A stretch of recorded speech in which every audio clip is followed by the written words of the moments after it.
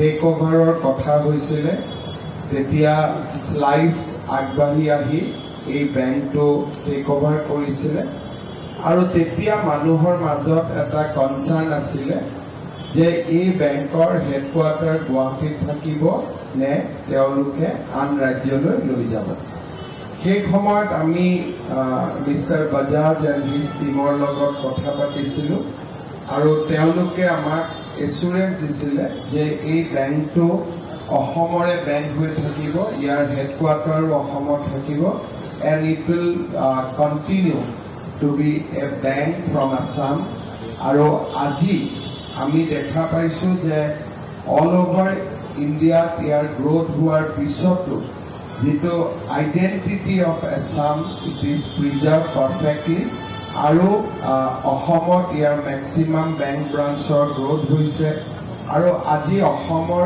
1000তকৈও বেছি ল'ৰা ছোৱালীয়ে এই বেংকত কাম কৰি আছে 100টাতকৈ বেছি ব্ৰাঞ্চ হৈছে ডেফিনেটলি মই বহুত বেছি happy that Slice is maintaining its commitment that has been made to us and rather they are working beyond to whatever committed before us at that point of time. আমি আজি দেখা পাইছোঁ যে Slice has innovated a completely new ideas about the banking. It is a complete and transformative ideas. মই যিমান দূৰ ভিতৰত গৈ মেচিন চালোঁ কথা পাতিলোঁ এতিয়া বেংকৰ টকা ডিপজিট বেংকৰ পৰা লোন লোৱা ক্ৰেডিট কাৰ্ড লোৱা QR কোড লোৱা এই গোটেই কথাবিলাক আমি কোনো মানুহৰ লগত কথা নপতাকৈ এটা মেচিনৰ জৰিয়তে আমি কৰিব পাৰিম আৰু য'ত আমাৰ এই কামবিলাক কৰোঁতে ভুল হ'ব আমাক এআইয়ে তাক শুদ্ধ কৰাই লৈ গৈ থাকিব a completely transformative idea. I must thank Dilip ji also for for initiating another kind of revolution after UPI with the help of Slice. So I must congratulate both Mr. Bajaj and Mr. Dilip Asbe for doing this revolution right here in Guwahati. More বিশ্বাস আছে যে in fact last 2 years we are meeting regularly. After that Bombay meeting, I think we have met 4-5 times and our officers are also meeting regularly, the team of Slice Bank, and we all are convinced that this bank is here to stay and this bank is going to be one of the big banks in next decade. That is what I feel and this is my personal conviction. I am sure that this is going to happen, although I have said that decades, but I am sure it will happen much earlier the way the team is working. So once again, my congratulations to entire team Slice for huge achievement today. And I am sure that they are the way they have the vision, they have planned their journey. They are going to work big with our trading community, with merchant at the next level.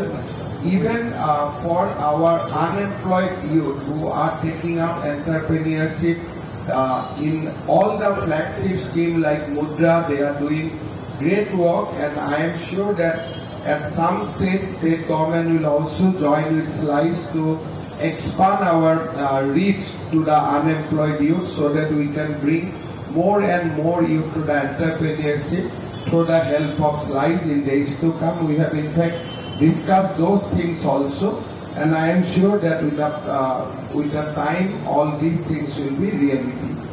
আমি সকলোৱে এটা কথা মই আমাৰ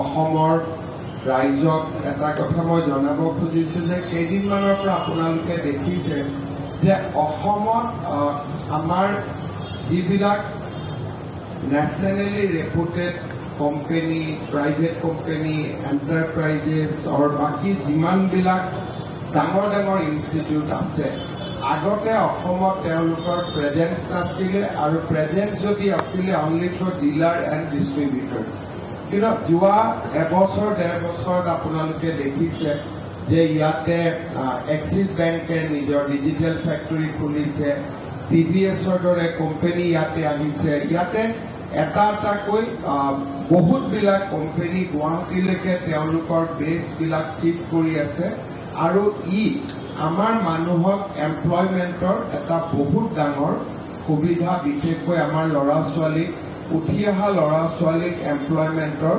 বহুত ডাঙৰ সুবিধা আমাক দিছে। আৰু মই ভাবোঁ in next 5 years Guwahati, Assam will be able to attract lot of nationally reputed, internationally reputed companies and other organizations যিবিলাকে আমাৰ ল'ৰা ছোৱালীৰ কাৰণে এমপ্লয়মেণ্টৰ এটা বহুত ডাঙৰ অপৰচুনিটি খুলি দিব। We are also discussing with many organizations to start things like GCC in Assam, GCC in Guwahati. So I think our futures are very bright. আমি একেলগে লগ লাগি আমি বহুত কাম কৰিব পাৰিম।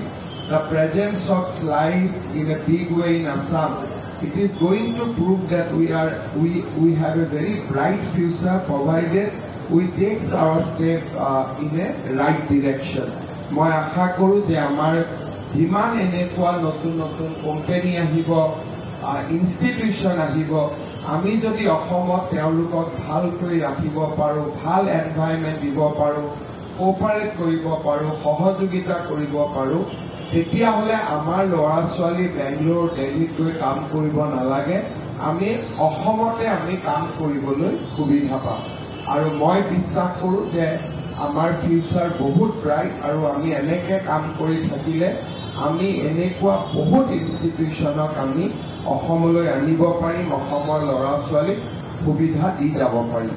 Once again, I'd like to congratulate Mr. Rajan Bajaj for achieving a huge milestone today in the journey, and I am sure that many more achievement will be there in days to come. All our good wishes is there. Government of Assam is ready to offer all kind of cooperation in your journey. We will work hand in hand, and we will definitely will see that the journey of SLICE become a more successful story for the entire banking sector of the country. Thank you so much, and I offer my best wishes to everyone working in SLICE. Thank you so much.